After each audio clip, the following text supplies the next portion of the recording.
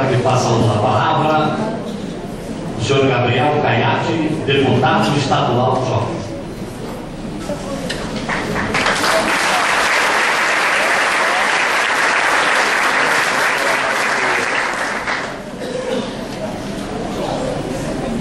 Boa noite. Em primeiro lugar, cumprimento todos os nossos jovens leis, as autoridades, pais e todos os demais presentes. Gostaria muito de agradecer ao deputado federal jovem, Anderson Teixeira, pela oportunidade de estar aqui.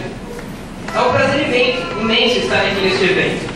A existência de vereadores mirins significa um futuro digno a todos nós, cidadãos que lutam por um país melhor. Se existem projetos de leis para melhorar, é porque há problemas. Felizmente, para cada problema há uma solução. Todos vocês, jovens vereadores, são a solução. Além disso, são vencedores. São vencedores por terem a coragem de viver um dia como este. Não é fácil subir nessa tribuna e defender seus projetos de lei.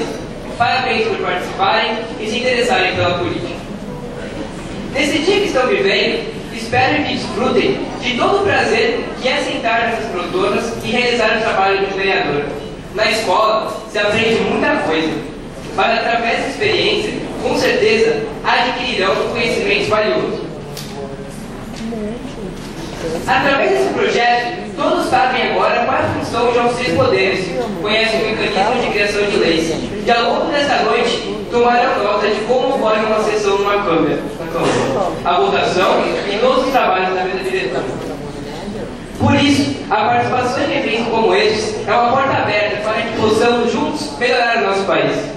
Se essa oportunidade, por que não aceitá-la? Encare-se nesse desafio, aceitem essa chance.